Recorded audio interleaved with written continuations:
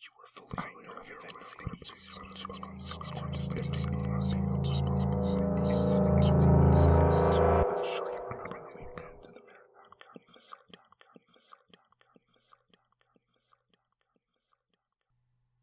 You read that right. Tell, not told. I want them to blow this house and everyone in it into oblivion. The cops tried to help. They're all dead now. I've barricaded myself in the bedroom closet. I don't want to die, but I don't think I got much of a choice. I'm holed up in Marathon County, Wisconsin. The thing outside. No, I've got to start from the start. If I don't, you won't believe me. You'll think it's a prank. Listen, you need to understand both the truth and the seriousness of what I'm about to tell you. My time left on this earth is now measured in blows the closet door can take before it shatters. You've got days at best before this spreads out of rural Wisconsin and into major population centers. How long you have after that depends on how close you are to Wisconsin. It started with the dead deer. Jeremy spotted it. We'd been on our post-church hike taking in the warm early fall oranges and browns of the Mead Wildlife Reserve. All four of us often remarked how lucky we were to have such a deep, thick forest right on our back porch. If we had known this would be our last time, we'd ramble through the red oaks and basewoods. I'd have made more of a point to stop and smell the crisp air, to take time to pause and enjoy the contrast between the sun's warmth on my face and the cool winter breeze still awakening in the shade. Sarah and Harriet were sharing quiet whispers about the pastor's wife and the marital implications of the neckline of her new dress. My brother and I walked a ways ahead, not saying much, but occasionally pointing out good potential spots for the next buck shoot season. That's when he saw the doe, kicking and braying some 30 yards off the path. We could hear it before seeing it when we drew closer. Deer, whether doe or buck, make one of the worst noises you can think of when they get themselves in a trap, or don't have the common sense to lay down and die when an arrow or slug shot gets them in an artery. That's why Jeremy and I both used to say the two most important tools against animal cruelty were a steady shot and good cardio. The only downside of living near the med was waking up at night because one of the whining creatures found its way to your porch. Another half-dead victim of overweight tourism hunters from the city. Lousy shots who'll clip a fawn in the neck, then chug back a beer while the poor beast drags itself away through the brush to die alone and in agony. I understand why city liberals hate hunting. I'd hate hunting too if I learned everything about it from some sicko banker thrill killer that only pulls the trigger because he gets the blood flowing in ways his wife can't anymore. But yeah, that's not why I'm here. It's also plumb stupid to waste time on getting you to respect a force I want you to napalm out of existence. Now, there's more than one thing folk could say about the ladies Jeremy and I took for wives which we couldn't get too mad about. Yes, my sister-in-law Harriet was an incorrigible gossip, and my Sarah had mastered the art of asking one too many times when she wanted to get under my skin. However, they were both Wisconsin girls through and through. That's why when we came to the twitching thing with rolling eyes and spittle-lined maw, it was Harriet that spoke first. "Stay back, Jer. It's rabid. Look at its legs. Must have taken a tumble down a cliff." None of us disagreed. The proud beast's whines and howls were tinted with a ragged edge everybody that has grown up around animals would recognize. The browns and whites of its fur were matted with dirt in some patches, thin and almost skin bare in others. Its breath hung quick and shallow from its ribs, and the superfluous joints above its front hooves put the wretched thing in a new unnatural pose with every kick or spasm. "Sweet Mary, mother of... we gotta put it out of its misery." Sarah had crouched down next to it, close enough to inspect proper, but not so close that we'd be spending the afternoon getting her shots. "Do you have your gun, Jer?" she asked, not turning from the panting creature. My brother shook his head. "No, I left it back home. Not this season. Same as Kyle, I'm sure. Bet you think getting a gun rack for the truck don't seem so stupid a notion now, eh? I grinned down at Sarah. She didn't turn around, but I knew my woman well enough to hear her smirking and rolling her eyes. Kyle, give me your coat, she said, reaching an arm around her back and snapping her fingers in my general direction. Why? I said, unzipping the thick rainproof jacket and stepping towards him. Because I don't want to get bit, you jackass. Jeremy Fisher, sometimes I swear your mama gave you all the brains to spite me with the gift of a handsome idiot. The rest of us laughed while Sarah wrapped the thick material around her arms, putting the coat on backwards and using the excess fabric left by our notable size difference to cover her hands. Now listen, you city folk. I know you may find us laughing in this situation callous. I know that if you're not of the soil, if you've grown up safe in steel and concrete, the idea of laying hands on one of God's creations to end its suffering puts a lump in your throat and salt in your eyes. Things are different out here. Jeremy and I were 7 when Pa had to snap the neck of a buck my brother had caught through the snout with a .308. Sarah skinned and chopped every deer and rabbit I'd bring home. Plus, we all once seen Harriet damn near decapitate a raccoon with a shovel when it broke in to have her Thanksgiving spread one year. So yeah, we weren't what you'd call perturbed by the harsh organic snap that cut through the background chatter of creaking branches and hidden woodland life. We did take the time to stand for a moment in silence out of respect. It wasn't a conscious thing either, it's just what you did. Sarah stood, head bowed, not taking her hands out the coat she had wrapped around the beast's neck when she snapped it. You did good, Sarah Fisher. I placed a hand on her shoulder, giving it a brief squeeze. I felt her tension abate a little, her shoulders unsquaring themselves and her breath uncatching just enough for her to speak. I know, but gosh damn it, that doesn't make it easier. Not how I wanted to spend my Sunday afternoon. She sighed, pulling her right arm out of the coat. I'm still surprised that, of all of us, it was Jeremy who screamed. He's not usually one to get squeamish at the sight of blood, you understand. Sarah stood staring at her own right hand, mouth flapping open and shut like a fish out of water. Her wrist, thumb, and palm were covered in slick scarlet. The red wetness poured freely from a deep gash running palm side from her pointer to pinky. Sarah! I could see the color draining and knew what was coming. I lunged forward just in time to catch her before she fell. You can imagine how the afternoon played out. Me carrying Sarah back to the truck, stitches and shots at the ER, a hefty bill that almost makes me angry at her instead of the circumstances. You know, the usual you didn't got bit by a critter treatment. I threw the coat out. Shame, too. It was a good coat. I inspected it before throwing it out, of course. The inside of the left sleeve was stained dark red. The doc reckoned a sharp piece of exposed bone must have got through the fabric when Sarah snapped its neck. I ate up that explanation at the time, because why wouldn't I? Still, even then I thought it was odd that I couldn't find any notable tear or rip in the coat.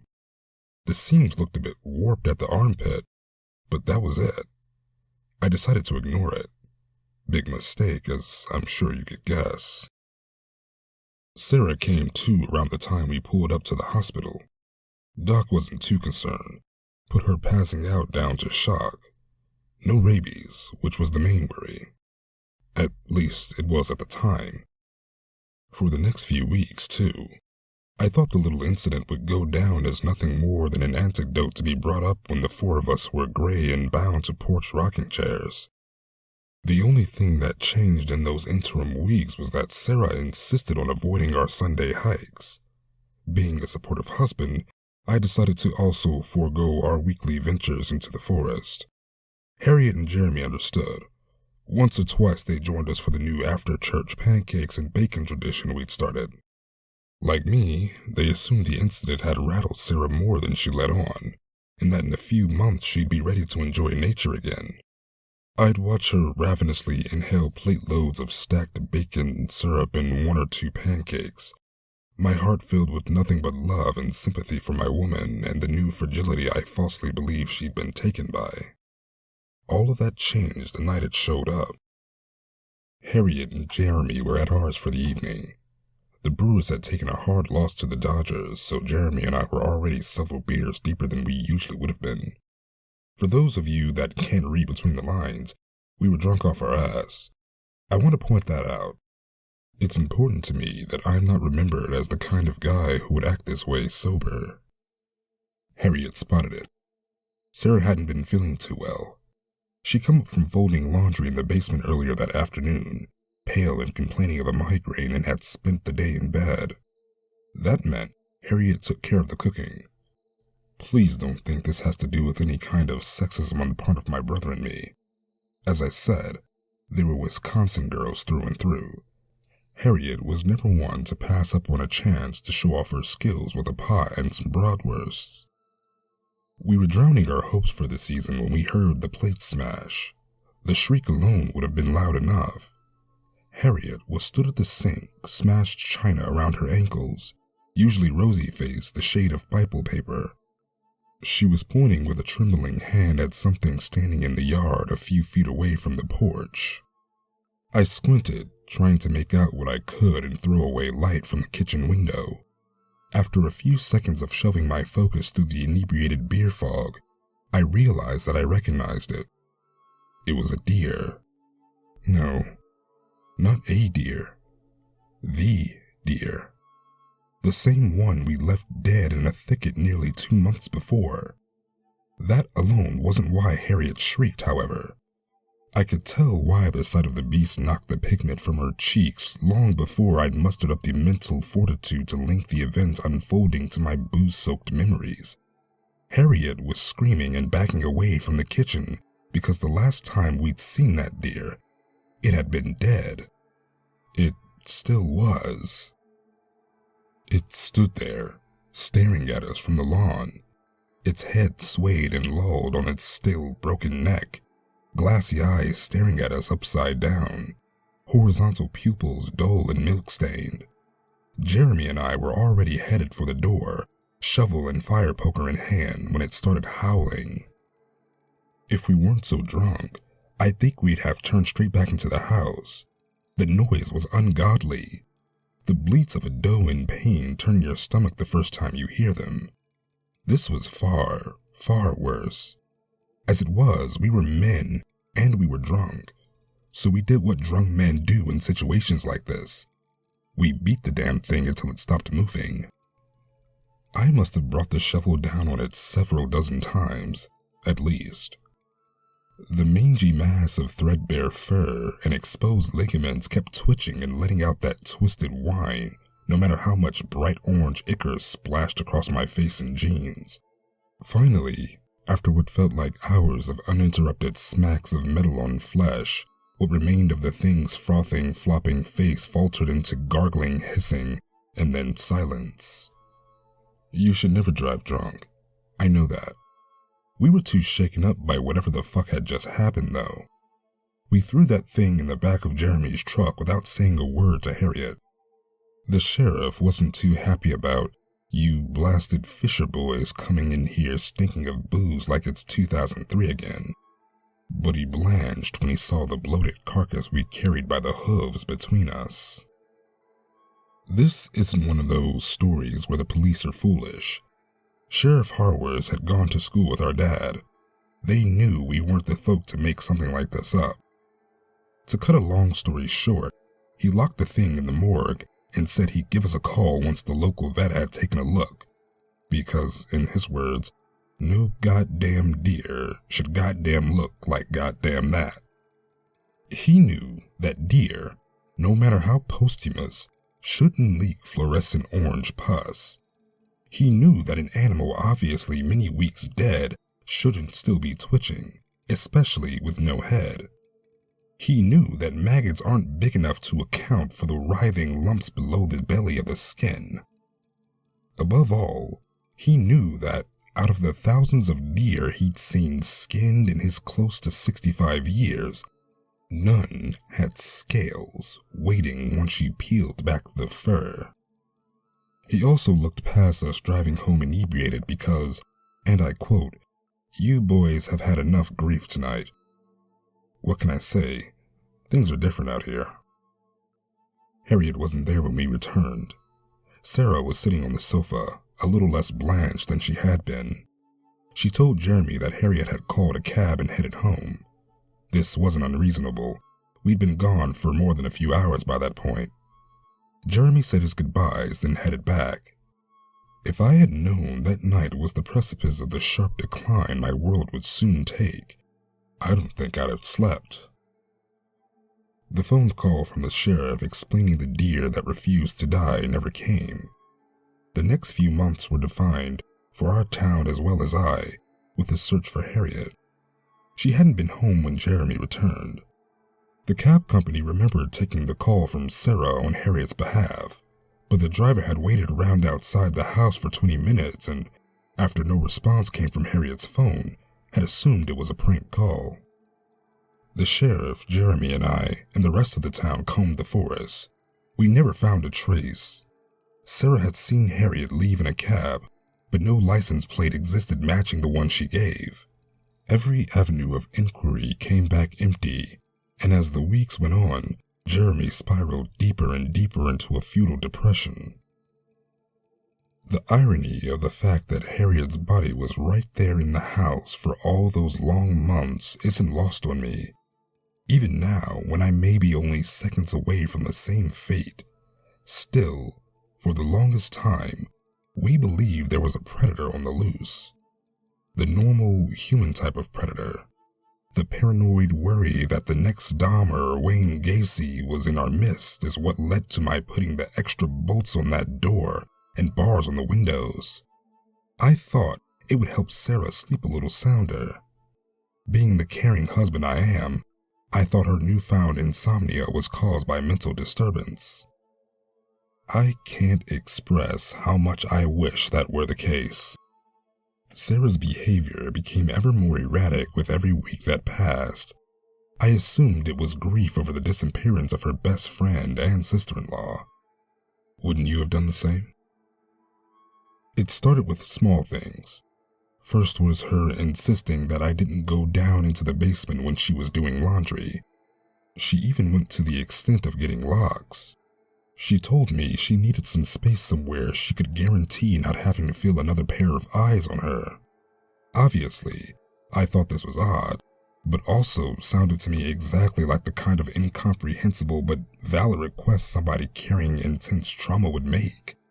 I respected her request up until last night. The other signs were things I don't think she knew I noticed. I'd came home from work to find her staring out the kitchen window, hands submerged in a sink full of piping hot water, even though there were no dishes. She spent longer and longer down in the basement. When it got to the point that, after a few months, I had to ask what she was doing, she got aggressive and hurled every name under the sun at me. She'd only been that angry at me once before, when I cheated, when we were 17 at the time, a long, long while ago.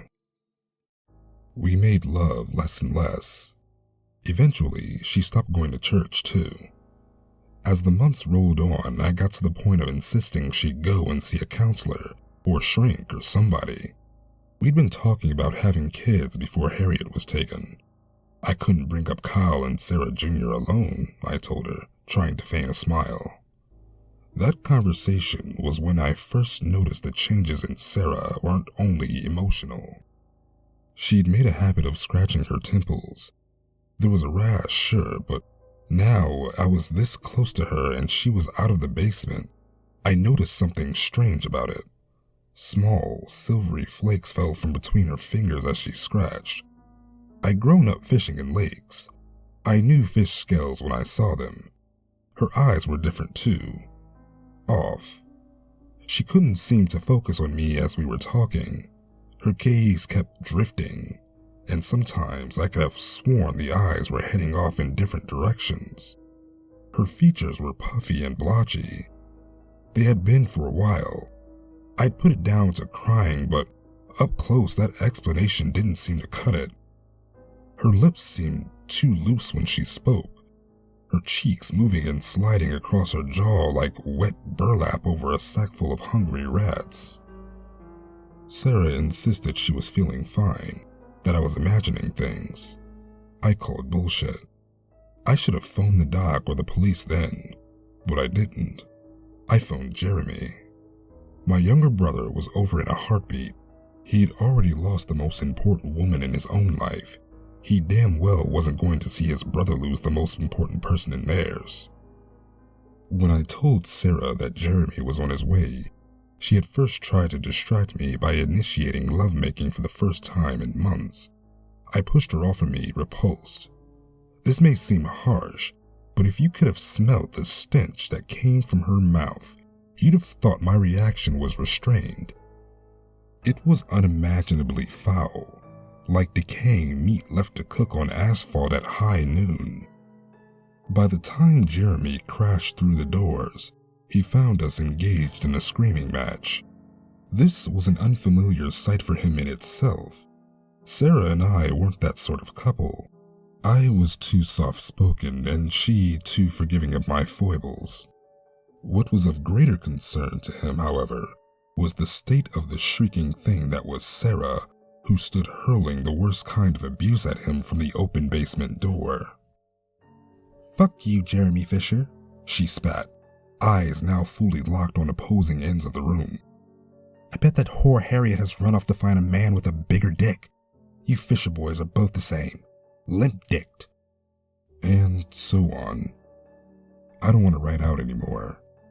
Even though the closet door is starting to shatter, even though I've seen what Sarah did and what she's become, I can't betray her memory like that. That wasn't her speaking. It couldn't have been. My Sarah would never. She didn't have that kind of venom in her. I know she didn't. I can't blame Jeremy for losing control. Before I could stop him, he lunged forward. His fist connected with the side of Sarah's head. Teeth scattered across the floor. Far more teeth than healthy adult gum should relinquish after what was, to Jeremy's credit, a pulled punch. The right hook had knocked Sarah a step or two into the basement, hiding her from my view behind Jeremy. I heard him scream. Not the kind of angry scream I'd have expected, or the remorseful horror of a man whose lost temper had caused catastrophe. It was the scream of a child, a helpless scream, the scream of somebody whose sanity had been bent and snapped in one fluent movement. I was stood too far away from the basement door to reach it in time. Jeremy was pulled into the dark, a rake-thin hand which only bore a passing resemblance to my Sarah's, grabbing his shirt so tightly, blooms of scarlet formed on the material from broken skin beneath. I only caught a glimpse of what made him scream like that. Before the door had slammed shut and the bolts behind the thick wood clicked into place, I'd seen a flash of Sarah's face. It hadn't snapped back into place after Jeremy's punch.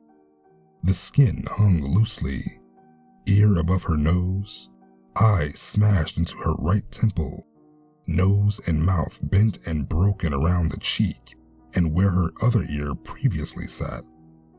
The skin had torn around her forehead and through the hole an eye locked on mine.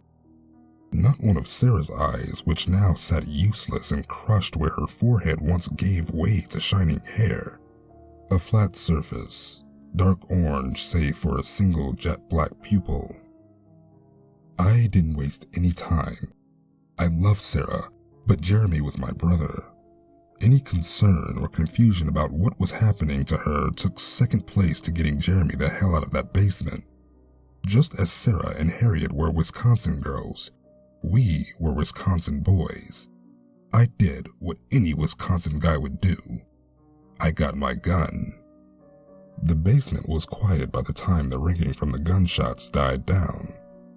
With the army of locks on the other side of the door, it took a few attempts to get them all and for the thick wood to swing open. My knuckles were tight around the Winchester's trigger as I descended into the dark. The first thing that hit me was the smell. God, how had I not noticed it sitting in the living room? It was an acrid ammonia smell, a smell so sharp it leaves singed nostrils and stinging lungs. I didn't have too long to think about the smell though. Kyle? I jumped the last couple of stairs, and if I had landed just a few feet to the right when I slipped over, I would have damn near broken my neck. The floor was covered in a thick, tarry substance. I knew straight away this was the source of the smell. With my non-trigger hand, I pulled my shirt above my nose as I stood. I didn't have to look around long to see where Jeremy had been calling from. The light from the open door at the top of the stairwell cast a slim beam of illumination across the back wall of the basement. Enough of a shadow to see two bodies glued in place with a hardened version of the same foul-smelling ooze pooling around my feet. One of the bodies was moving. Jeremy? Oh my God, Jeremy? I had to prop myself up with the butt of my rifle to steady myself as I waded across the room. The hardened I-cord didn't budge or crack no matter how hard I pulled or hit it. Fuck, Jeremy. It's not coming off. It's not coming off. Jeremy coughed and spluttered. Even in the dim light, I could tell he wasn't doing good. He hadn't been down here long, but his skin had already flushed a gut-churning shade of purplish yellow. Every pore leaked sweat, and a gaping wound below his left nipple secreted greenish-white pus. The worst part, though, was his stomach. It was wriggling, heaving, pulsating in a way that just wasn't natural. I don't know much about anatomy, but I know people don't have muscles or organs that could stick out in places Jeremy's belly was. I remember when Ma was pregnant with him, when his little feet and arms would push and poke out her bulge. He's eager to meet the world, Ma would say to me. I didn't want to know what manner of eager thing Jeremy carried, especially since I could see the state of the second body and didn't have to stretch my imagination far at all to work out who they were and how they died. It was Harriet. At least, it had been Harriet. Even through the decomposition, I recognized her auburn hair, her narrow cheekbones. I also recognized the gaping hole where her stomach had once been. I recognized the hundreds of scratch marks around the open wound and could clearly see in my head that whatever unspeakable horror had left them would soon do the same to my brother unless I act quickly. I couldn't act quickly enough. I'm glad I don't have long left to live in some respects, because if by some miracle I had managed to reach old age, that scream would never have left my nightmares. Jeremy started heaving and shaking violently. Jeremy, what's happening, bro? Jeremy, please. I babbled incessantly as I kept trying to pull him free of the foul wax holding him to the wall. That was when I made the stupid mistake of dropping my gun. He let out a final ear-splitting howl, and then all of the worst things in my life happened at the same time. Jeremy exploded. I don't have another word for it. The force actually knocked me back on my ass. The unnatural belly writhing reached a crescendo and the skin split. A mess of churned organs and writhing worm-like things blasted me from my suddenly quiet brother. I was trying not to puke, desperately brushing the quivering claw-headed larvae off of me when I looked up at the ceiling, straight into a pair of flat, amber eyes. Sarah shivered, shaking the last vestiges of her former shell from her new, scaled body. I couldn't make out too many details before my view was obscured. In the shadowed ceiling, I had just enough time to catch how tall she'd become, how disproportionate. I had a few seconds to glimpse her gray, slimy, scaled skin still writhing and contorting as Sarah finally embraced the final stages of her transformation. Everything went black. I yelled, flailing to get my wife's discarded skin off me. It still smelled like her, although for the first time the scent of that lavender perfume turned to my stomach. I couldn't get the mass of human leather off of me fast enough. The skeletal amphibious creature dropped from the ceiling. Landing on top of me, Sarah pinned down my wrists. I could do nothing but scream in protest as the mandibles that now stood where her beautiful lips had been unfurled. A long, dark purple appendage uncurled from the recesses of her new face. I could do nothing as she plunged it down my throat. I coughed and gagged from the feeling of it slithering its way down my esophagus, past my stomach and into my intestines. My face was wet with tears. I struggled for breath, choking, unable to resist as it made a disgusting, retching noise. With each of its undulating spasms, a lump emerged from her throat, traveling down the purple tube. I could feel each force of them, forced through my body by Sarah's new appendage. A white-hot pain flared from my guts. My bowels recoiled from the deep scratching, burning sensation as whatever she was placing inside me latched onto the lining of my lower gastrointestinal tract. The withdrawal of the probe was almost as bad as the insemination from it. There was no part of my core that didn't feel on fire. I was also all too aware of a heaviness in my gut, a new alien weight that was already starting to move and flutter. The knock on the door saved my life. "Hello, Kyle Fisher? It's me, Sheriff Harworst. I went to check in on your brother, but he's not about. Is everything okay with you boys? We ain't seen you at church in a fair while." The thing looked up, startled by the interruption. I seized my opportunity, planting 2 feet in its distorted belly. It howled, releasing its grip on my wrists. I've never sprung to my feet so fast in my life. "Run!" I yelled as loud as I could in the direction of the sheriff's voice. "For the love of God, man, fucking run now!" I ran up the stairs from the basement. I didn't have time to scream any more instructions, but I heard the sirens of his car blare into life by the time I'd reached the ground floor landing. I could hear Sarah scuttling along the wall behind me. I had to try and keep the mental image of her new, thin, raking limbs from my mind as I threw myself up the stairs to the second floor, especially since, with every panicked step, I could feel the tightness and knots in my gut moving independently of my muscles. Any thought that she'd remember, that Sarah might have spared me from the worst of what she's become, were gone. I could hear her behind me as I staggered up the stairs. I was sure my heart would crack through my ribs. Each breath felt like it filled my lungs with glass. Still, I didn't look back. The doors and windows weren't an option. I knew that. Curse my paranoia. The bars that were supposed to keep the worst of humanity out now had me caged with something far worse than humanity ever could be.